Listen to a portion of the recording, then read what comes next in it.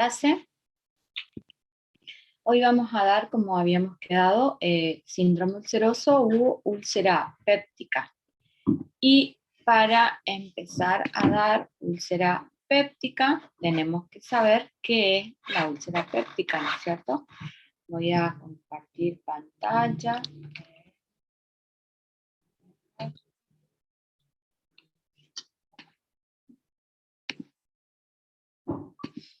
Bien.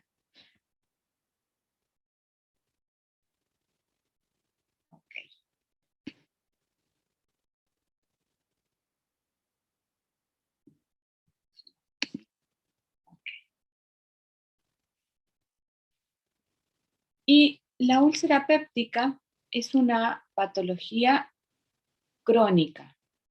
Esta patología se da en los órganos que corresponden a la porción terminal del esófago, estómago y el inicio del estómago. Como ya les dije, es una patología crónica que se puede presentar de forma aguda. No inicia en forma aguda, no nos aparece de un día para otro, nosotros no decimos, uy, tengo una úlcera péptica. No, para esto nosotros necesitamos que haber tenido desde ya hace un tiempo importante la producción de la misma, solo que en los últimos días comenzamos con una manifestación aguda y eso fue lo que nos provocó, nos despertó esa clínica, pero seguramente ya nos estaba jugando o nos estaba demostrando que puede ser semanas o meses, que se estaba produciendo la misma. Entonces, nosotros decimos que la úlcera, que la úlcera péptica se clasifica tiene diferentes maneras de clasificación. Por un lado, si se localiza en el estómago, u por otro lado, si se localiza en el duodeno. Además, se localiza según los tipos de úlcera, si es solamente duodenal, si es una gástrica aislada o si la misma se da en forma sincrónica, si aparece en el hiato, en el saco herniario o porque puede aparecer en una sola localización o puede darse en más de una localización. Lo que nosotros tenemos que tener en cuenta fundamentalmente cuando recibimos este tipo de pacientes y que nos hace pensar en que los mismos podemos tener la presencia de una úlcera péptica, son los factores que son los desencadenantes, valga la redundancia, y que son los productores de esta úlcera. Y más que nada cuando nosotros sabemos que los mismos son altos consumidores, por ejemplo, de antiinflamatorios. ¿Y en quién vamos a pensar? En las pacientes mayores, sobre todo en aquellos pacientes adultos que, por ejemplo, decimos en los adultos portadores de artrosis, de reuma, que son altos consumidores de antiinflamatorio. Entonces nosotros decimos, esto hace tanto tiempo que viene consumiendo, puede ser que tenga una úlcera. En pacientes que vengan con altos niveles de estrés, que vengan pasando por situaciones complicadas dentro del seno familiar o trabajo, o también hoy en día por el tema de la pandemia, que no a todo le ha sido muy fácil sobrellevar la misma. Tabaco, alcohol, también son factores importantes, y dentro de los mayores desencadenantes son el Helicobacter pylori, que el paciente no nos va a poder decir, sí, yo tengo Helicobacter, porque ese es uno de los mayores factores desencadenantes. Pero lamentablemente nadie podemos decir, yo tengo Helicobacter pylori. Una de las formas de que el paciente nosotros podemos detectarle que sea portador es si, por ejemplo, le decimos, le preguntamos si el paciente eructa mucho, en qué momento eructa, cómo le cae la comida, cómo se siente después de cada tipo de comida que ingiere. Entonces ahí más o menos nosotros podemos ir y guiarnos a la presencia del Helicobacter. Porque estos, además tenemos que tener en cuenta que el Helicobacter le cambia la secreción y es lo que altera la mucosa gástrica. Otro tipo de clasificación de las úlceras son de acuerdo a la invasión de la mucosa, es decir, la pared gástrica o intestinal. Y de acuerdo a cuánto ha avanzado esta lesión, vamos a ir teniendo los grados de 1 a 4. Y de acuerdo a la localización también, como yo ya les había dicho, tenemos 5 grados de clasificaciones según donde se encuentra la misma. Esta es más que nada una de las más utilizadas, que es la clasificación de Johnson, que es si se encuentra en la curvatura menor, que es una de las localizaciones más frecuentes de las úlceras, y después tenemos en la curvatura mayor, en el duodeno, o directamente sobre el pílori, que es el grado 3. En el grado 4 tenemos en el fondo gástrico y en la curvatura menor, ahí ya se presentan en forma concomitante, y en el grado 5 es aquellas que tienen un alto riesgo de perforación, es decir, que son úlceras complicadas. En cuanto a la clínica, como les había dicho, es la forma de presentación de esta patología, que se presentan en forma crónica, así, aquellos pacientes que vienen refiriendo dolores epigástricos de larga data, dice que siempre tienen dolores, que le duele. Los pacientes no nos vienen y nos dicen, me duele el epigastrio. No, ellos vienen y nos refieren dolor en la boca del estómago, o dolor debajo de la costilla. Esa es la forma de la gente, del común de la gente, cómo nos manifiesta su síntoma. O si no, se presentan ya de una forma aguda porque tienen alguna complicación. O en forma brusca les empezó a doler, a lo mejor terminaban de comer o estaban haciendo algún tipo de actividad y sienten de repente como que algo se desinfló. Ellos refieren de esa forma y así es como comienza su dolor y su presentación de la úlcera. También pueden presentar náuseas, vómitos, y como ya les había contado, los eruptos, y estos tipos de manifestaciones llevan a que el paciente empiece a alimentarse menos y por eso producen la pérdida de peso. Cuando un paciente nos dice que tiene pérdida de peso, nosotros siempre tenemos que hacer la diferenciación con los cánceres. Si nosotros tenemos que preguntarle al paciente si dejó de comer o come igual y siente que está cada vez más delgado, porque no es lo mismo comer igual y no aumentar de peso y dejar de comer por algún problema. En este caso, el paciente deja de comer por las molestias que siente, por los dolores que siente, y entonces eso es lo que le produce la pérdida de peso, el adelgazamiento. En cuanto a los estudios complementarios del laboratorio, siempre a todo paciente tenemos un laboratorio que realizarle, que es el laboratorio de rutina, y es el análisis de sangre. Cuando nosotros vamos a realizar análisis de sangre, el de rutina, que es el común para todo, es el hemograma, glucemia, uremia, ionograma y coagulograma. Esas 5 cosas básicas son las que nosotros le hacemos a todos los pacientes. Y de ahí le sumamos según la patología presente en cada uno. Por ejemplo, si es un paciente portador de una patología biliar, le vamos a sumar hepatograma. Si tiene una patología tiroidea, le vamos a sumar las hormonas tiroidea y así sucesivamente. Pero esas son las 5 cosas básicas que nosotros siempre pedimos a todo paciente. Entonces, para recordar son hemograma, glucemia, uremia, ionograma y coagulograma. Además, a estos pacientes le vamos a solicitar radiografía de tórax y radiografía de abdomen. En realidad, lo fundamental es la radiografía de abdomen. El problema es que no siempre en la radiografía de abdomen nos muestran las cúpulas diafragmáticas.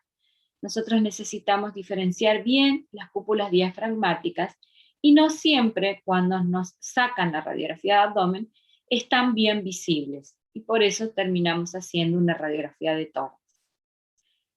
Ahora, el estudio patognomónico que nos va a dar el diagnóstico de certeza que es una úlcera es la videoendoscopía digestiva alta, la VEDA.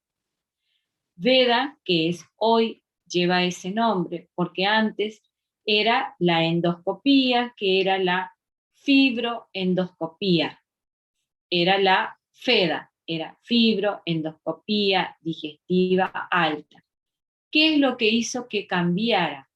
El fibroendoscopio era rígido, entonces no tenía tanta visibilidad, no lográbamos ver todas las paredes, ya sea del estómago, del duodeno.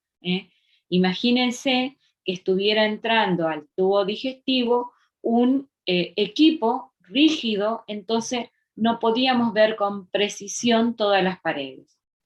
Hoy el endoscopio ya es más flexible y logramos no solo visualizar, sino que también podemos grabar esas imágenes, por eso es una videoendoscopía además, y podemos mejorar toda la visibilidad de el tubo digestivo. Con eso podemos tener un diagnóstico de certeza. Otro de los estudios es la seriada esófago-gastrodenal, pero esta seriada esófago-gastrodenal requiere mucha preparación, mucho tiempo para aquel que lo va a realizar, y es bastante engorroso, no todos tienen ganas de realizarlo, el radiólogo tiene que estar mucho tiempo, ahora vamos a hablar un poquito más de esto, y la biopsia, que nos va a dar el resultado definitivo para saber más que nada si estamos en presencia del Helicobacter pylori. En cuanto a saber diferenciar si es úlcera gástrica o úlcera duodenal, en principio antes se decía que la úlcera duodenal se daba en pacientes más jóvenes y la gástrica en pacientes adultos. Hoy la verdad que está un poco indefinido, porque han cambiado mucho los ritmos de nuestros ritmos de los seres humanos, y entonces está un poco dificultoso decir a quiénes les corresponde una u otra.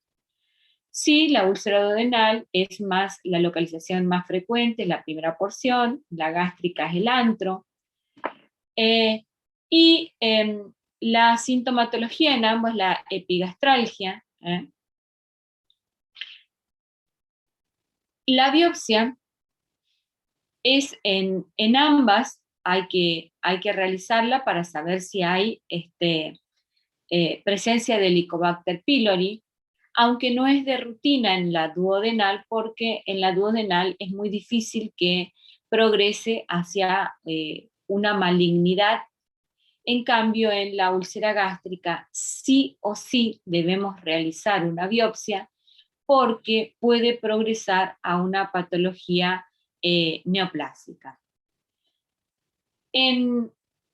A pesar de que acá ustedes van a ver que siempre a los 30 días la endoscopía no es necesario realizarla en la úlcera duodenal, lo ideal es controlar a los 30 días en ambos casos si estamos realizando bien el tratamiento. Y también se decía que la úlcera gástrica era más frecuente en las mujeres y la duodenal en los hombres. Y acá ustedes ven que dice DIA, una sigla DIA. ¿Saben por qué dice DIA? ¿A qué se refiere con eso? ¿Qué quiere decir DIA? ¿A qué se refiere la sigla DIA? Que está acá abajo. No, Doc. Nadie se imagina qué querrá decir eso.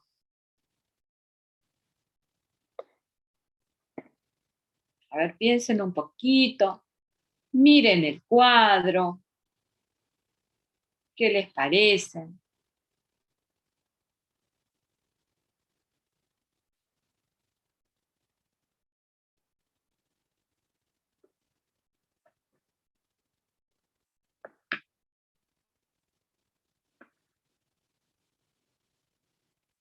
Las neuronas ya entraron en reposo del fin de semana largo. La verdad no estoy segura, pero el año pasado nos habían dicho algo como de un ritmo, puede ser dolor, ingesta y alivio del dolor. A ver, eso dice Lía. ¿Alguien más dice, les parece algo más? ¿Quién les dijo eso, Lía? No recuerdo, pero había buscado los apuntes del año pasado y encontré eso. ¿Ah? ¿Alguien más le parece que Lía está en lo cierto o qué? ¿O les parece que puede ser otra cosa?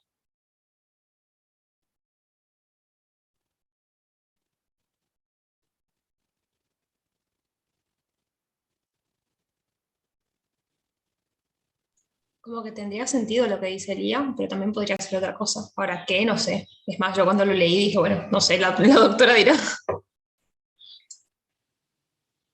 Bien. Sí, lo que dijo Lía es lo que corresponde. Pero entonces si decimos dolor, ingesta, alivio, ¿de qué estamos hablando?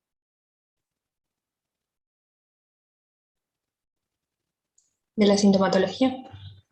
Sí, estamos hablando de la sintomatología, pero ¿de quién?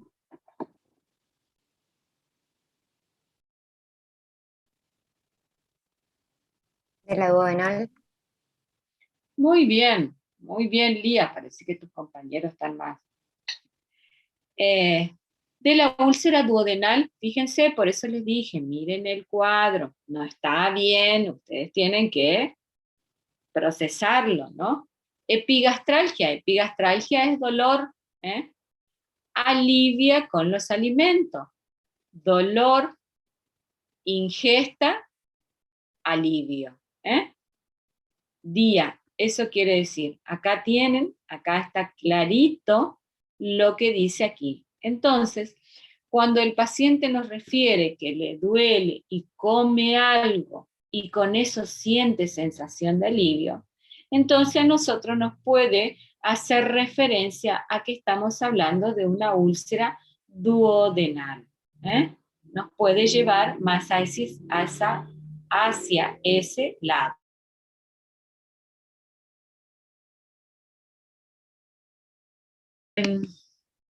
Y acá tienen para ver uno de los estudios que, espero que no se me corte,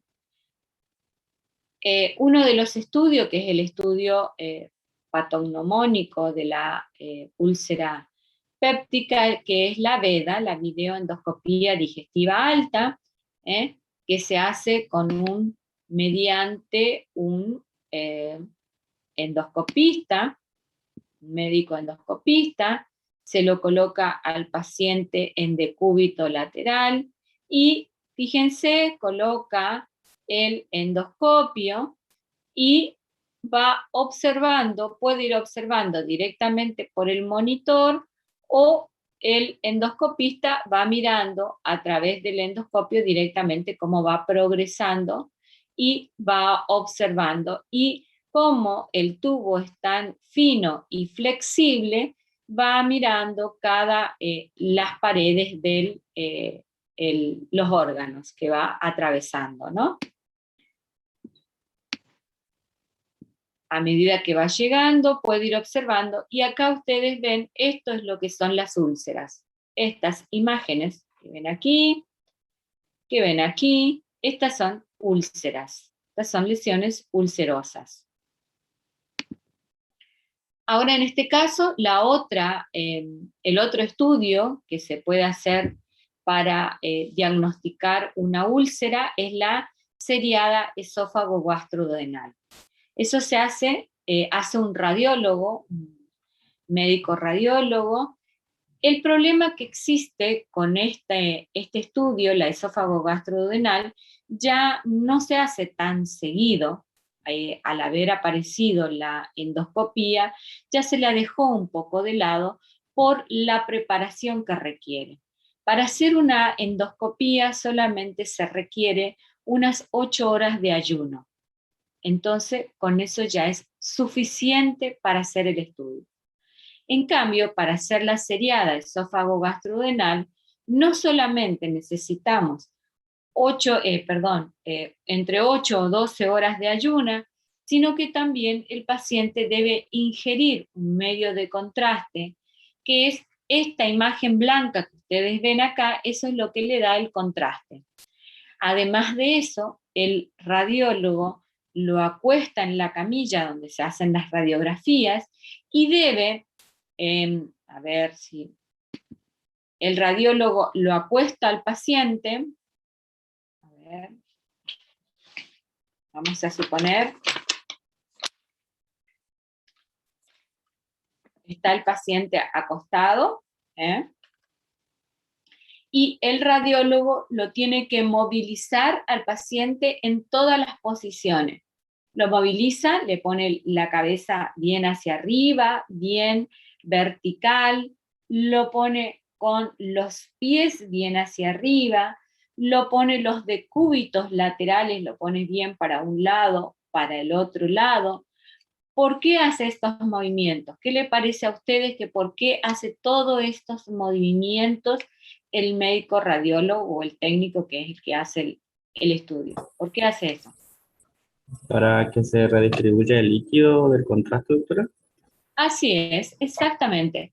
Para que el contraste se vaya pegando a todas las paredes, por ejemplo, del estómago.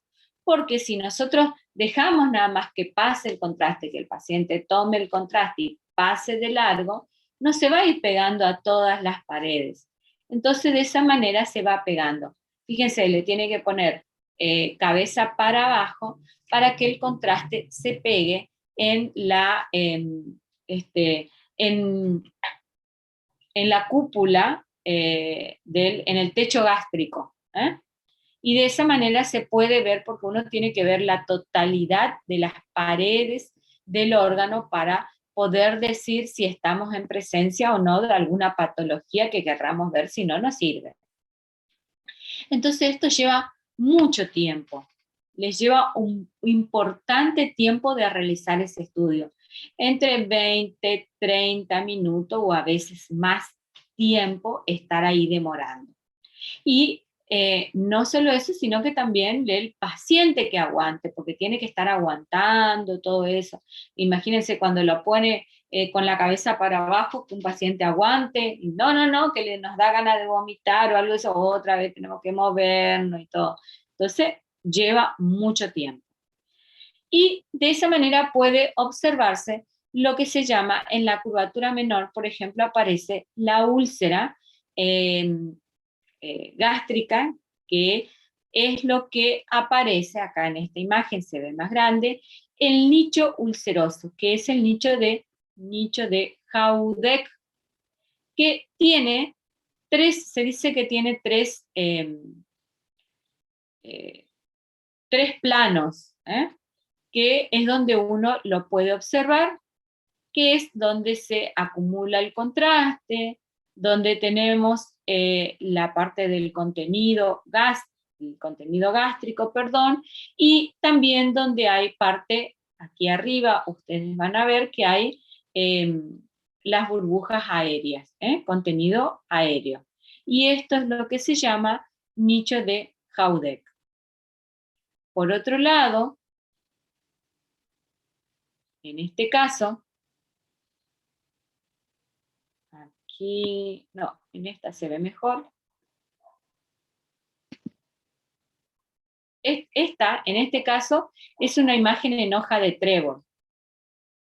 Este es más factible de ver en el estómago, el nicho ulceroso de Haudeck. La de trébol, que es en el duodeno, yo nunca vi. Nunca vi esta imagen, pero sí esta otra llegué a ver, que es una imagen en beso. Acá se ve, pero hay que tener mucha experiencia, no es fácil. Yo la pude ver, pero porque previamente me lo habían avisado el radiólogo, que es el que tiene mayor experiencia, que donde el duodeno se pega con la otra porción duodenal, y por eso se le llama imagen en beso. O se pega con la otra porción duodenal, o se pega con la otra cara duodenal, y por eso se le llama de esa forma.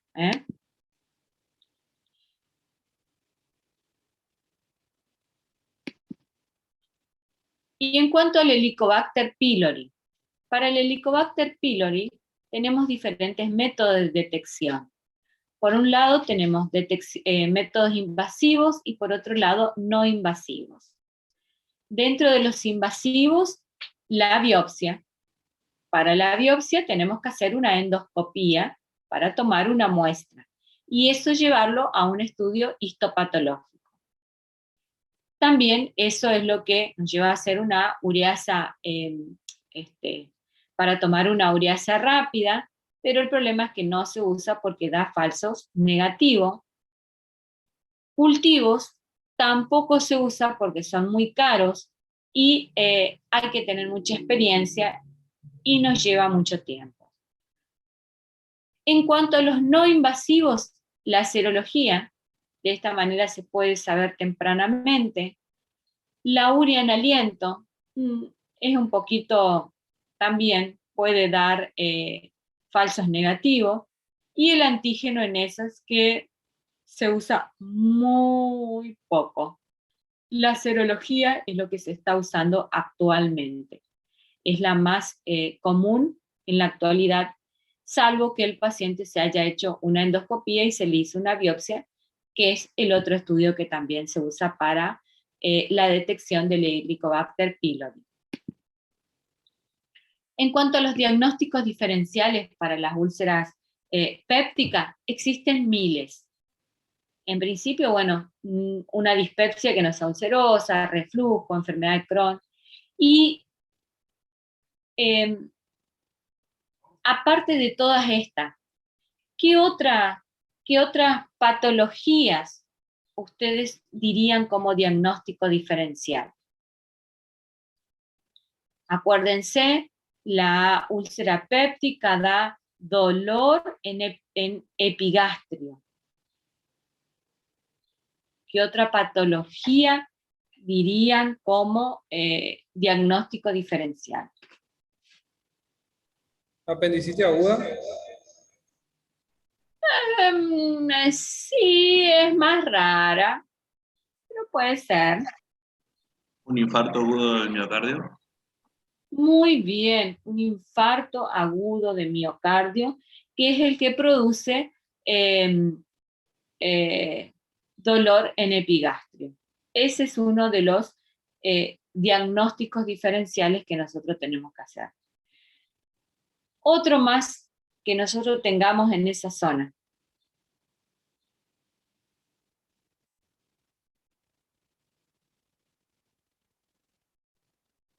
Cuando ustedes van a... yo siempre enseño, yo doy clases también en cuarto, que es donde empiezan a ver las patologías, cuando empiezan a ver todo lo que sea las clínicas y todo. Yo les enseño que cuando ustedes empiezan a hacer un diagnóstico diferencial, piensen en qué órganos tienen en el lugar. Y piensen qué órganos tenemos en epigastrio y en hipocondrio derecho. ¿Qué nos está faltando? Acá nos está nombrando gastritis, bueno, reflujo gastroesofágico y dispepsia no ulcerosa. Colicistitis, bueno, de la vesícula, cólico renal del riñón. ¿Y qué otros órganos nos están faltando de la zona? Hígado, páncreas, aorta. Eso. Páncreas, una pancreatitis también podemos pensar, ¿eh? Entonces, nosotros siempre tenemos que ubicarnos qué es lo que tenemos en la zona. Si bien la pancreatitis es más periumbilical, pero no tenemos que descartarla, ¿eh? Tenemos que pensar, esos son los diagnósticos diferenciales que estarían faltando acá y que son los más importantes, que son infarto de miocardio y pancreatitis aguda. Después también pueden ser otras patologías de colon, de delgado, hepatitis, muchas otras patologías pueden darse. Asimismo de riñón, un tumor de riñón. Entonces, hay miles de patologías que podemos hacer el diagnóstico diferencial. Como dijimos, en cuanto al tratamiento tenemos que tener en cuenta varias cositas. Por un lado, el tratamiento higiénico-dietético. Nosotros lo que tenemos que hacer es, higiénico-dietético, farmacológico, y dentro del farmacológico nosotros vamos a tener que aliviar los síntomas, vamos a tener que curar la úlcera, prevenir las recidivas y erradicar al Helicobacter pylori si este estuviera presente, ya que no en todos los casos el Helicobacter pylori está presente, ¿eh?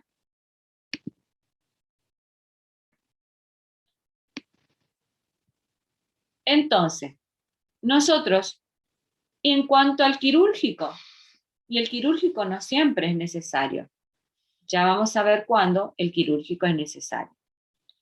El tratamiento higiénico-dietético. En este caso, nosotros necesitamos indicarle al paciente que tiene alimentos permitidos y no permitidos. Dentro de los alimentos permitidos, este debe seguir una dieta normocalórica y para ello debe ser blanda, blanca y fraccionada. ¿Y qué es eso de blanda, blanca y fraccionada?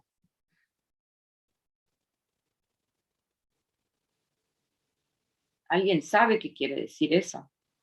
Porque yo le digo a un paciente, tenés que ir a comer algo blando, blanco y fraccionado. Y el paciente me va a decir, entonces puedo comer blanco, puede ser el chocolate, blando, lo dejo al calor, y fraccionado como en pequeñas porciones y estamos espectacular. ¿Eso está bien o está mal?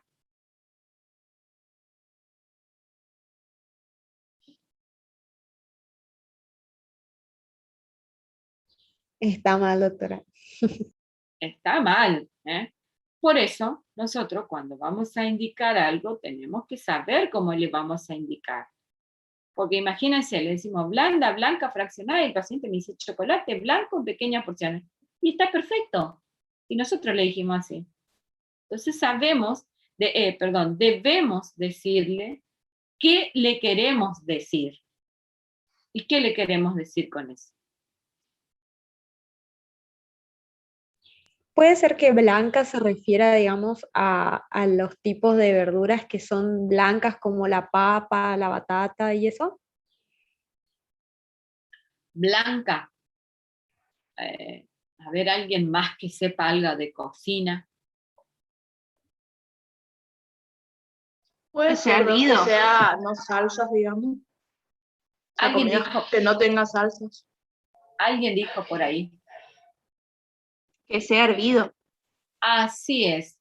Blanca quiere decir que sea hervido, alimentos hervidos, a eso se refiere con blanca, ¿eh? Es decir, que todas las verduras, ya sea zanahoria, papa, acelga, etcétera, etcétera, sean hervidos, los alimentos sean hervidos, ¿eh? Y la carne, ya sea carne de pollo, carne de vaca, puede ser a la plancha, hervida, o puede ser al horno. y que no sea frito, no sea comidas con grasa, no tengan picantes, bueno, y ahí ya estamos en lo prohibido, ¿no? Suspendemos todo lo que sea picantes, todos los fritos, le suspendemos la salsa, si quiere comer alimentos con salsa, que sean directamente del tomate en frutas, no las salsas compradas. Y a eso se refiere con blanda, blanca y fraccionada. Y fraccionada quiere decir que en vez de realizar, si el paciente habitualmente ingiere 4 comidas diarias, que haga mayor cantidad de comida con menores proporciones. Es decir, que en vez de comer 4, coma 6, por ejemplo, o si habitualmente coma 3, coma 2 más o coma 3 veces más, pero que coma más número de veces con menor proporción, que no sus volúmenes no sean tan abundantes, pero que sean en mayor número de veces durante el día. No es fácil indicar esto, es fácil estar hablando, es fácil que yo les esté diciendo a ustedes y les esté contando, pero no es fácil estar explicándole al paciente, ya que los pacientes, imagínense ustedes, se encuentran con un paciente que trabaja en una oficina todo el día y es un poquito más accesible porque se llevan un tuppercito, una comida o algo. Eso no es tan problemático. Se encuentran con un paciente que, un colectivero, ¿cómo hacen para que el colectivero tenga que hacer todo este tipo de comida? Y bueno, le hablan y le dicen, sí, en cuando hace su parada, si se puede alimentar, y tratan de hablarle y generar que este paciente coma mayor número de veces, cosa que cuando llegue a su casa no coma gran volumen, para que no le genere un gran estrés a su tubo digestivo. Hay que hablar muy bien con los pacientes porque también se vio que las úlceras tienen un gran componente psicológico. Entonces hay que tener un buen trato médico-paciente. Hay que generar una buena empatía con el paciente y lograr que nos cumpla lo que nosotros estamos queriendo. Pedirle que no, que evite todos estos irritantes y asimismo el alcohol, el tabaco, que se preocupe por su vida y que trate de realizar algún tipo de actividad. No le digo física, no digo que vaya a un gimnasio, que mañana se vaya a un gimnasio, pero al menos que camine, que dé la vuelta a la manzana de su casa, o que camine un poquito, 1, 2 cuadras, 3 cuadras, pero que haga algún tipo de movilidad. Que evite los problemas difíciles, pero que trate de evitarlos.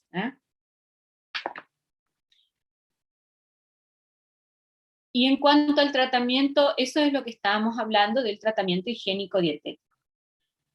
Tratamiento farmacológico tenemos aliviar los síntomas. Y para aliviar los síntomas tenemos que neutralizar la secreción ácida, y dentro de los neutralizadores de la secreción ácida tenemos los inhibidores de la bomba de protones. Y estos inhibidores de la bomba de protones tenemos los prazoles. Los prazoles que se puede dar de 10 a 40 miligramos por día. Si el paciente está ingiriendo por boca, es vía oral. De 10 a 40 miligramos no hay ningún problema. Si viene de 10 miligramos, un comprimido. Si viene de 20, un comprimido. ¿Qué digo yo cuando hablo de prazoles? Y los prazoles son el omeprazol, pantoprazol, gastroprazol. Esos son los inhibidores de la bomba de protones. Además, le ayudamos con antiácidos. Los antiácidos son los bicarbonatos de sodio, que lo que hacen los antiácidos, comúnmente llamado que todos le conocen como el Milanta, por ejemplo, lo que hacen es tapizar la mucosa del, ya sea del estómago o del duodeno, para evitar que el alimento irrite la pared del mismo.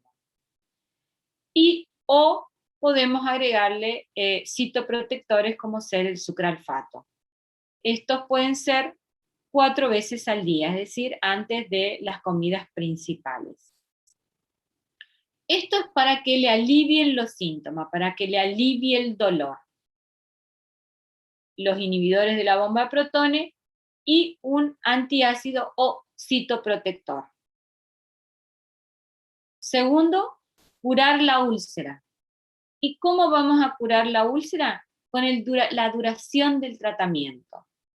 Y dependiendo de dónde esté localizado la úlcera, le voy a dar el tiempo de tratamiento. Si la úlcera está localizada en estómago, le voy a dar 8 semanas de tratamiento.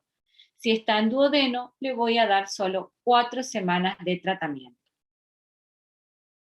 Tercer punto, debo prevenir las recidivas. ¿Cómo? Que el paciente me cumpla el tratamiento, porque si no me cumple el tratamiento, no voy a lograr que esta úlcera no recidive. Es decir, que no solo este tratamiento farmacológico me tiene que cumplir, sino que además el higiénico dietético.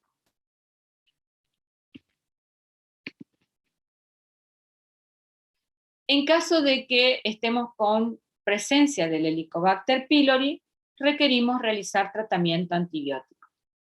Si no tenemos Helicobacter pylori, no se le hace antibiótico. Si la biopsia, es decir, el resultado de la anatomía anatomía patológica nos da positivo, el tratamiento es con triple esquema, metronidazol, claritromicina, amoxicilina. También puede ser doble esquema. ¿Cuándo hacemos con doble esquema? Cuando le damos solo claritromicina y amoxicilina ácido clavulánico. ¿Por qué? Porque la amoxicilina más ácido clavulánico reemplaza al metronidazol. Entonces le damos claritromicina más amoxicilina ácido clavulánico que ya viene junto. Las complicaciones que se pueden presentar de la úlcera péptica son hemorragia, obstrucción o estenosis, perforación o la recidiva. Hemorragia, que puede ser una emergencia quirúrgica. ¿Por qué puede ser? Porque también puede ser solucionada con una endoscopía. Si la hemorragia no es tan importante, a lo mejor el endoscopista puede ser factible de solucionarla, le coloca clip y con eso puede solucionar la hemorragia.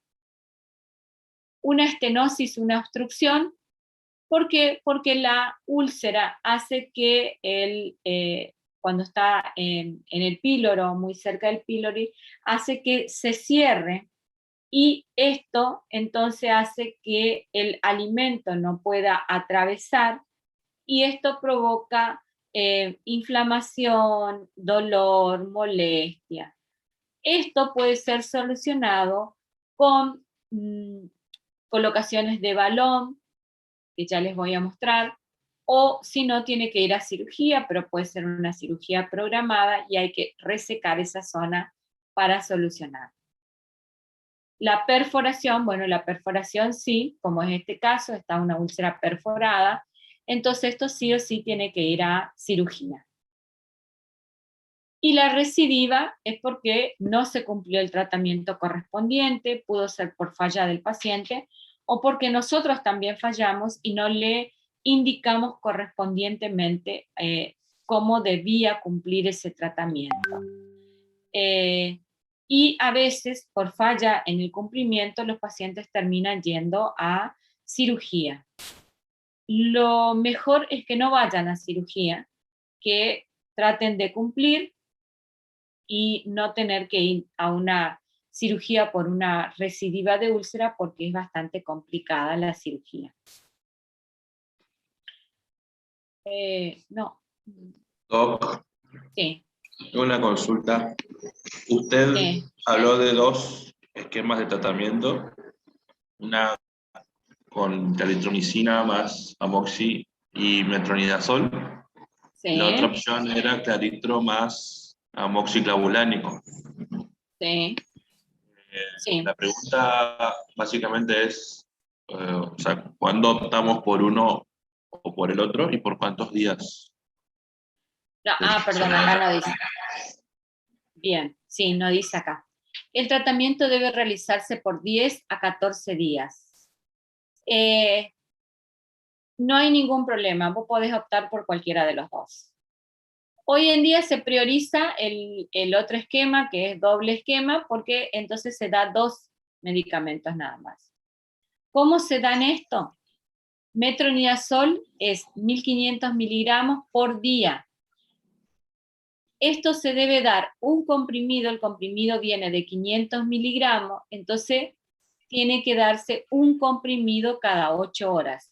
Si estamos hablando vía oral, te voy a explicar todo vía oral primero. Sí. Un comprimido vía oral cada 8 horas. La claritro se debe dar, viene de 500 o de 1000. Si es de 1000 es un comprimido por día. Y si es de 500 son 2 comprimidos por día. La amoxicilina viene de 500, entonces tenemos que dar un comprimido cada 6 horas.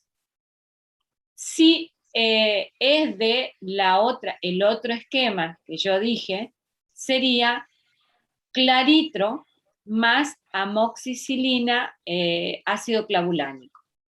El amoxicilina más ácido clavulánico viene de 1 gramo. Entonces, eso le debo dar 1 cada 8 horas. Y la claritro, dependiendo si viene de 1 gramo o de 500.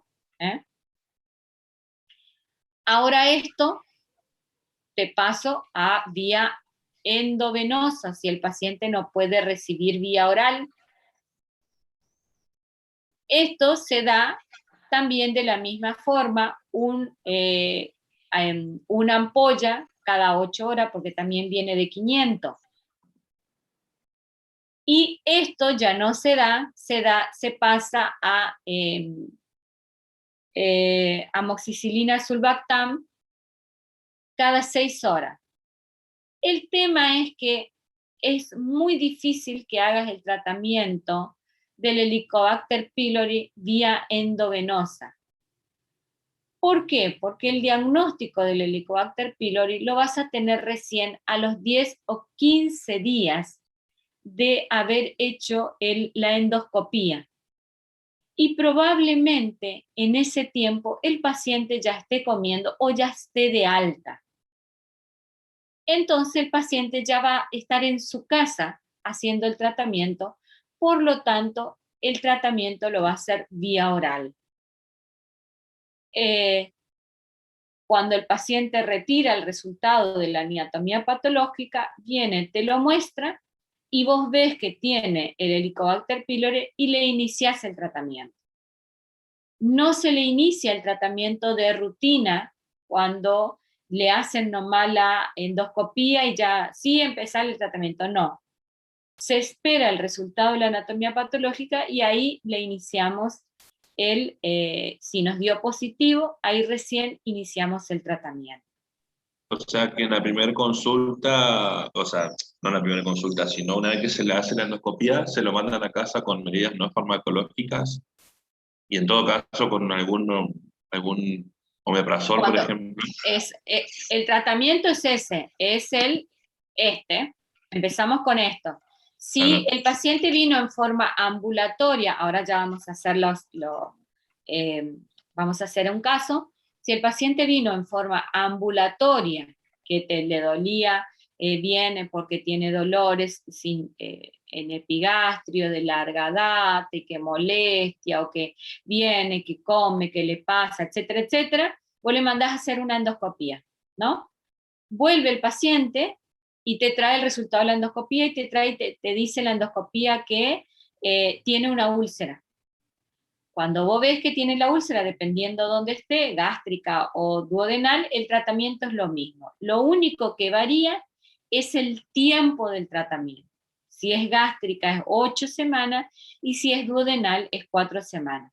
Pero vos le vas a dar el tratamiento higiénico-dietético, que es todo esto, y después le vas a hacer todo esto. Aliviar los síntomas, es decir, le vas a dar un prazol más un antiácido o un citoprotector. Son 2 cositas nada más que le tenés que dar, ¿eh? 2 cosas. Solo que tenés que tener en cuenta que dure el tiempo correspondiente y que haga el tratamiento completo. Y le decís que cuando tenga el resultado de la anatomía patológica, de la biopsia, que te traiga a mostrar.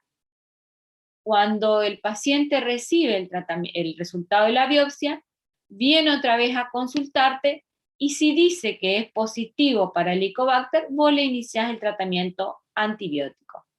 Si es negativo, no le haces nada. Seguí que cumpla el tiempo necesario de acuerdo a la úlcera que tenía. Eso por un lado. Y por otro lado, al cumplirse los 30 días de tratamiento, le tenés que hacer un control endoscópico, sea la úlcera que sea. Y vos me vas a decir, pero si es úlcera duodenal no hay problema porque a los 30 días terminó su tratamiento. Perfecto, a los 30 días yo voy a saber si yo le curé la úlcera. El problema es la úlcera gástrica. Me va a servir a los 30 días para saber si yo le estoy haciendo bien el tratamiento y si el paciente está cumpliendo el tratamiento. Pero sí o sí, a los 30 días yo tengo que hacer una endoscopía de control. ¿Está? Sí, doc. Bien. Con respecto a las complicaciones, yo pensé que tenía una imagen de cómo se hace en caso de estenosis o de obstrucción. Lo que se hace es sobre el pílore se coloca un balón, y se infla para lograr la dilatación del mismo. A ver, me dejan un poquito, me parece que tengo para mostrarle en otro caso, que no es pero es algo parecido. Me parece que es de esófago, dilataciones esofágicas, para mostrarle cómo se hacen las dilataciones, que es muy, muy parecido. Ese es el tratamiento en el caso de las estenosis. Uno le hace ese tratamiento al principio o cuando el paciente no se puede operar, no es factible de que ingrese a cirugía. Y si no, hay que operarle, no queda otro que la cirugía.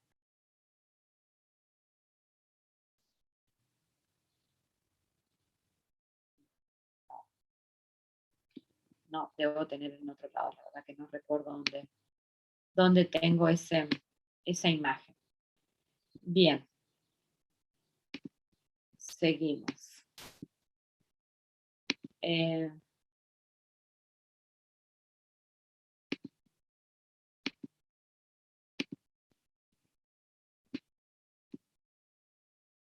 Vamos a hacer un caso ahora.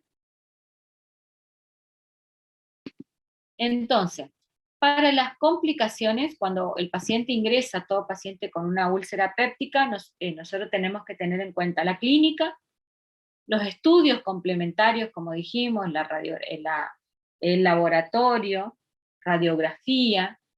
Tenemos que hacerle la endoscopía, si tenemos la posibilidad de hacerle de urgencia la endoscopía, ver el estado hemodinámico del paciente, porque eso nos va a decir a nosotros si está si es una úlcera complicada o no. Si está sangrando y no para, estamos hablando de un paciente complicado, urgente, emergente.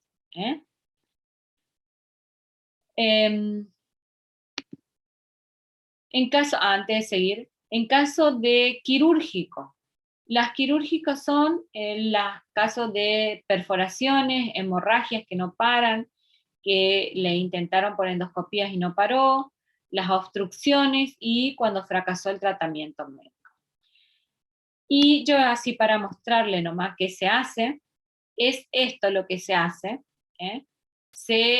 Por ejemplo, si la úlcera estuvo aquí en el duodeno, en el pílori, se evita esta zona y entonces se hace lo que se llama una gastroyeyuno, anastomosis, y se une el estómago con el yeyuno para que toda la alimentación vaya directamente al yeyuno, entonces evita pasar por el duodeno. Si tenemos la posibilidad de cambiar al pílori, por decir de una manera, hacemos un cambio miotómico del pílori y mejoramos, lo ampliamos al pílori y se hace esta otra cirugía. Y si no, hay otra cirugía también que en vez de unir, en este caso unimos el estómago con el yeyuno, acá unimos el estómago con el duodeno. Esta es una forma de unir y esta es otra forma. Estos son los que se llaman Billroth, cirugías de Billroth 1, Billroth 2. Son cirugías complicadas, bastante... Acá estaba lo que yo les quería mostrar, lo tenía acá nomás. Acá está el balón, ¿ven? Y de esta manera se hace la dilatación. Y se ingresa con el endoscopio, una vez que uno llega al píloro, ahí infla el balón y de esta manera hace que se dilate el píloro donde la zona que está estenosada. Y de eso el paciente aguanta un tiempo otra vez. Después cuando otra vez se le estenosa, vuelve y se vuelve a hacer lo mismo. Esto cada tanto se hace en los pacientes. Esto se hace cuando los pacientes no son factibles de operarse, son pacientes que tienen complicados, añosos, porque si es un paciente joven, uno trata de operarle, porque no se puede estar haciendo toda la vida esto. Acuérdense que la endoscopía hay que hacerse bajo anestesia, entonces siempre hay que estar haciéndolo y es complicado también. Bien, vamos a hacer un caso. Pequeño caso y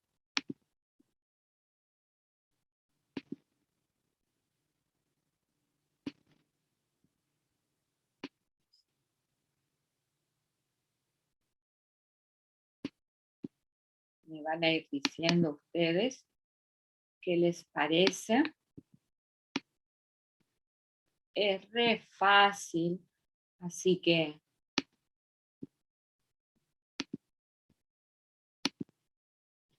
ahí está. ¿Qué les parece? Paciente de sexo masculino de 48 años.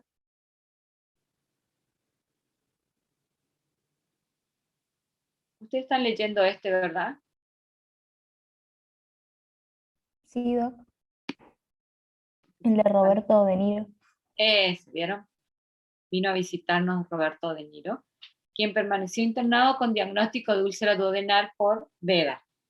O sea, se ingresó el paciente, se le diagnosticó una úlcera duodenal, se le hizo el tratamiento mientras estaba internado, se le había detectado una Helicobacter pylori y se le da el alta hospitalaria. Además, este paciente tiene hipertensión. Le tenemos que dar el alta. ¿Cómo le damos el alta? ¿Con qué indicaciones le damos el alta? A ver, a ver, ¿qué me dicen? ¿Qué le decimos al paciente?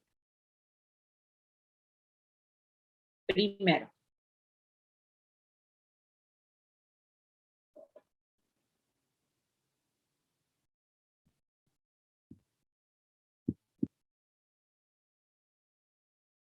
¿Qué decimos?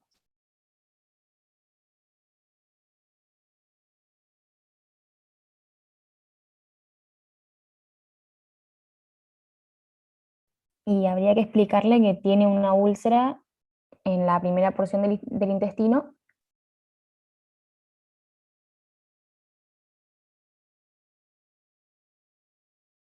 Sí, el paciente ya sabe que tiene porque estuvo internado por una úlcera duodenal. Ajá.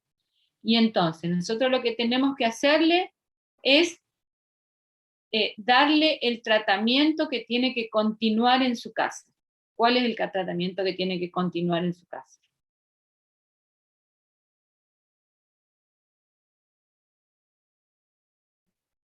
Y la dieta blanda con cosas hervidas, todo que sea alimento hervido, sin condimentos, principalmente que no haya nada picante, y que en vez de hacer grandes comidas, que haga pequeñas comidas, pero varias durante el día.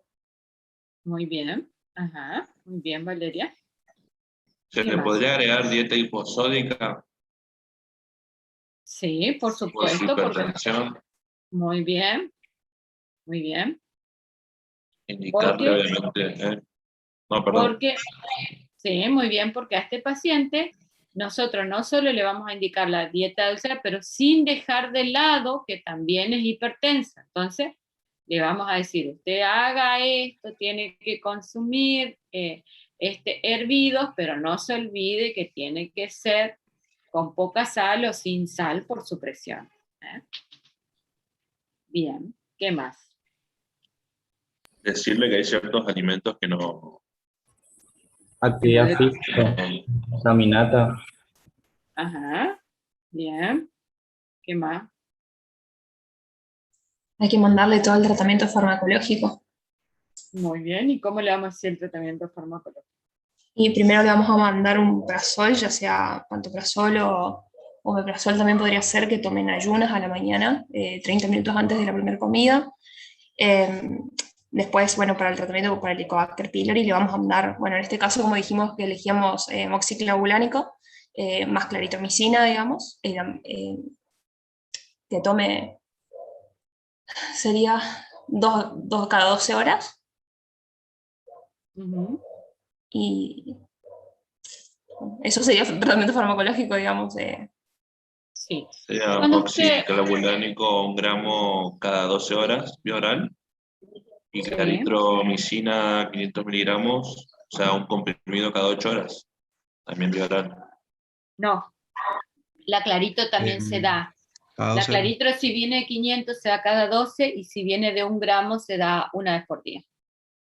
Hay algo que siempre tienen que tener en cuenta, que cuando dan un antibiótico, díganle que coma algo el paciente, porque los antibióticos son fuertes. Entonces, que vean la posibilidad de alimentarse en el momento que va a ingerir el antibiótico.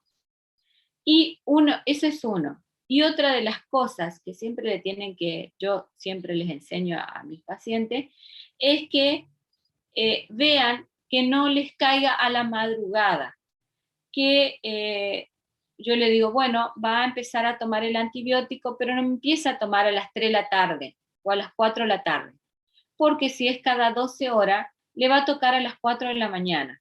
Y usted no se va a despertar a las 4 de la mañana, que encima que está dormido, va a tomar un vaso de agua con el antibiótico así con el estómago recontra vacío.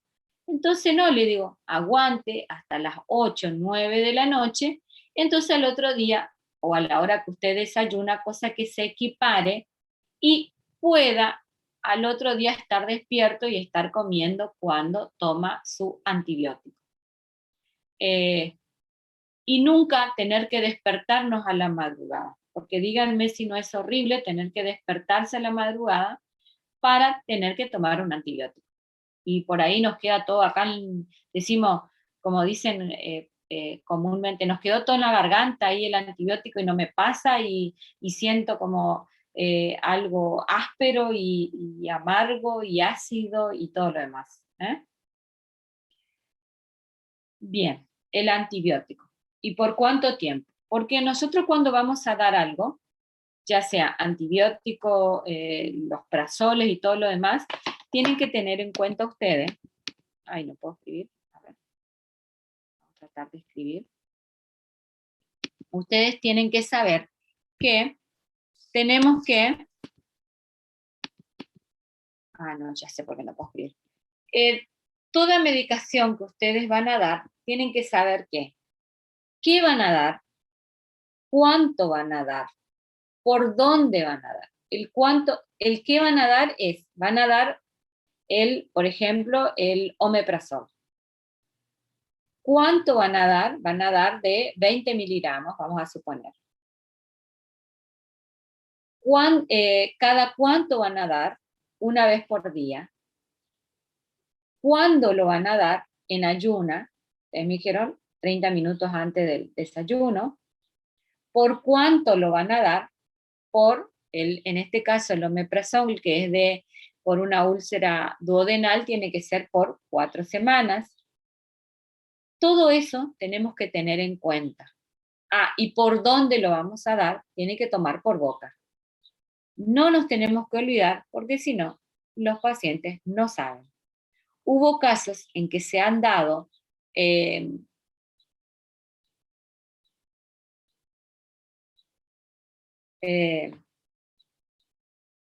hoy no me salen,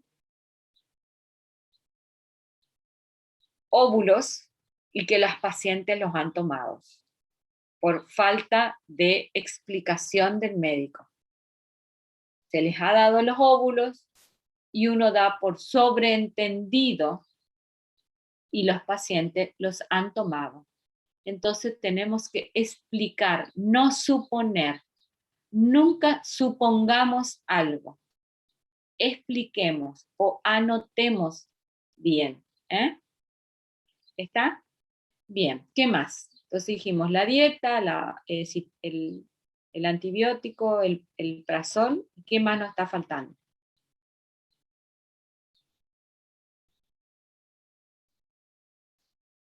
Parece que yo hablo mucho y los dejo dormidos. Abundante líquido. Sí, ¿qué más?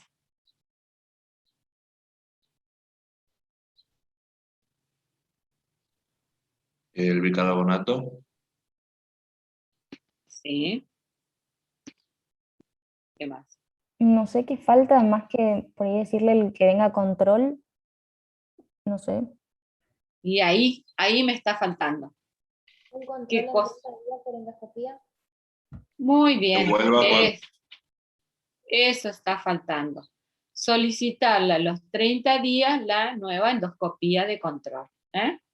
Eso es lo que nos está faltando. Entonces nos quedaría más o menos así. No es este el que está completo.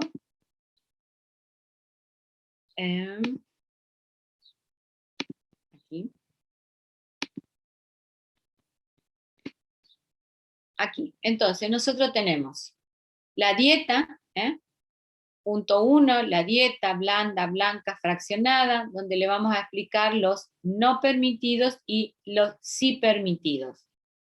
Punto 2, vamos a aliviar y curar la úlcera, para lo cual le vamos a dar el prazol, le vamos a dar sucralfato, le vamos a dar el sucralfato 10 miligramos eso me faltó que me digan ustedes, 10 miligramos cada 8 horas, media hora o 1 hora antes de los alimentos.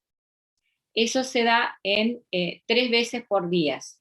O sea, en las 3 comidas principales, el paciente toma 1 cucharada sopera y media hora antes de la comida. Durante 4 semanas debe hacer el tratamiento, a los 30 días una endoscopía de control.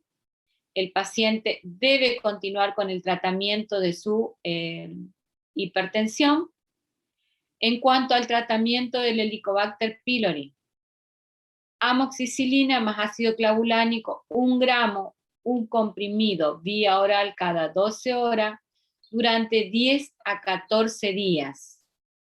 La claritromicina, que es la claritromicina UD, la que viene de 1 gramo, dar un comprimido vía oral cada 24 horas, 10 a 14 días. Control a los 7 días. Esto así hicimos con la, me quedó guardado que hicimos con la rotación pasada. El pedido de la endoscopía, hacemos así, colocamos el nombre del paciente, acá ponemos, ¿cómo era? Roberto De Niro, creo que era. Roberto De Niro. Abajo tenemos que poner DNI. Ponemos DNI y se pone la obra social. Uno tiene que escribir la obra social y se pone: solicito veda, videoendoscopía digestiva alta, diagnóstico úlcera duodenal, Helicobacter pylori, se pone la fecha, hoy es 7/10/21, firmo, la firma, y esto le damos al paciente para que se haga la endoscopía nueva. Así es como se hace un pedido de una endoscopía. Ahora, esto fue para un paciente ambulatorio. Este paciente ya se fue de alta con el tratamiento ambulatorio.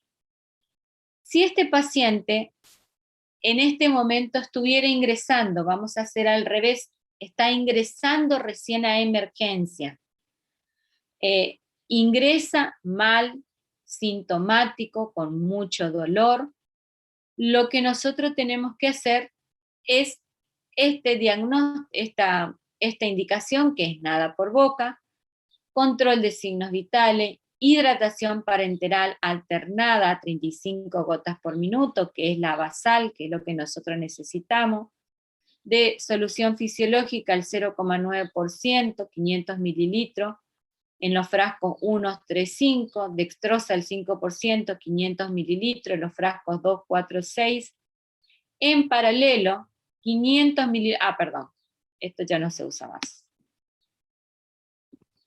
Esta no se usa más. Punto 4, omeprazol, 40 miligramos, una ampolla, endotubo, cada 24 horas. Colocar sonda nasogástrica abrocal si el paciente está muy sintomático. Esto es cuando el paciente ingresa muy sintomático, ingresa con náuseas, ingresa con vómitos. Estas es las indicaciones que se le realizan. Porque eso es lo que nos quedó pendiente, tener en cuenta qué le hacemos cuando nos ingresa el paciente por emergencia. ¿Está? ¿Alguna duda, pregunta? ¿Puedes subirlo? ¿Qué cree que eso? ¿Así? Ahí.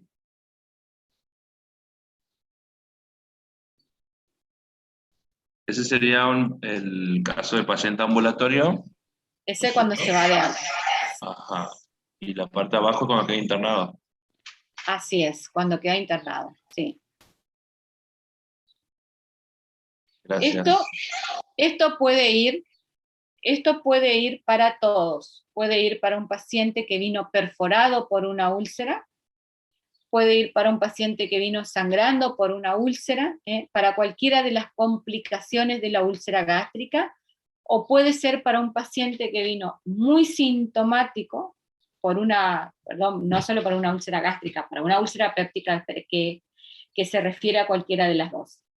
Que está muy sintomático, que está de forma aguda, sin llegar a estar ni perforado, ni sangrante, solo que está muy agudo.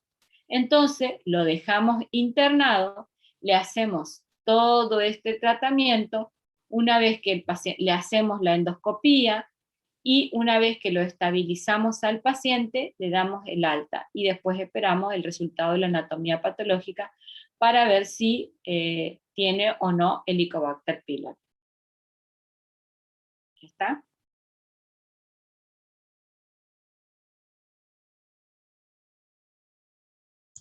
Doc, una preguntita rápida.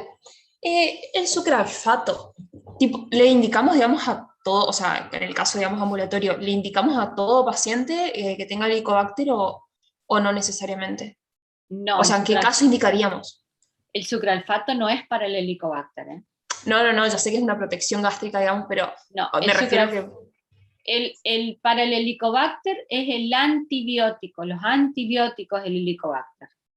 El sucralfato es para la úlcera, es para proteger las paredes de los órganos digestivos, ya sea el estómago o el duodeno.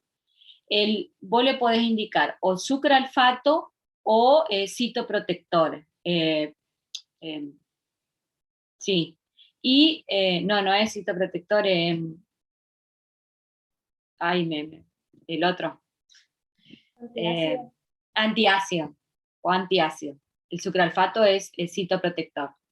Cualquiera de los dos, porque eso es lo que hacen, es tapizan, es como que hacen una alfombra a las paredes y de esa manera el alimento que consuma el paciente no lo irrita tanto.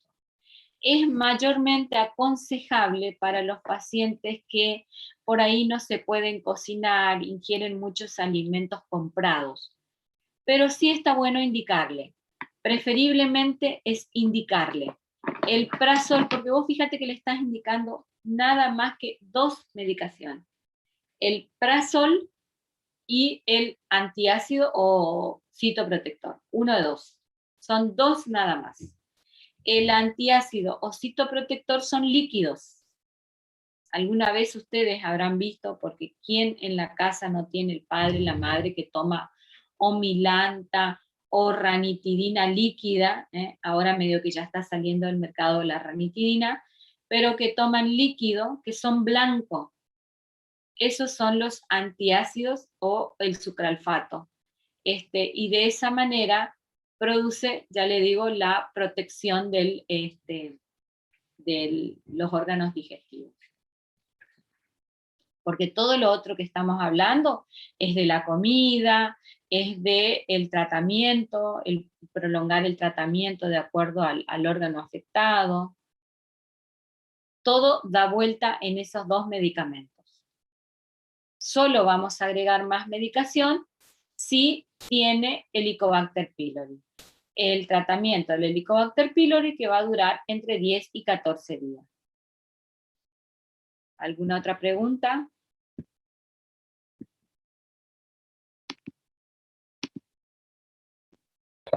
Doc, le pregunto, en el caso de, por ejemplo, evitar alimentos o bebidas que sean irritantes, ¿qué tan agresivo se considera el mate y cómo hacemos a aquellos pacientes que por ahí les cuesta suspender este tipo de cosas?